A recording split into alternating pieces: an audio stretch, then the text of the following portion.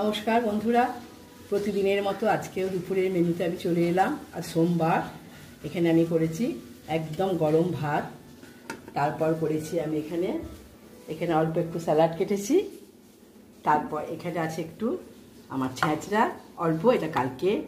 তার সাথে করেছি এখানে লাউ মুসুরির ডাল, তার সাথে দিয়েছি আমরা দিয়ে মুসুর ডাল। আর এখানে করেছি আমি একদম ঝিঙে আলু পোস্ত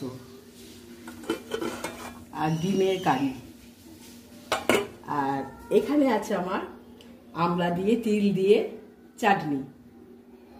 আর এখানে কটা বেগুনি ভাজা আর পাঁপড় ভাজা।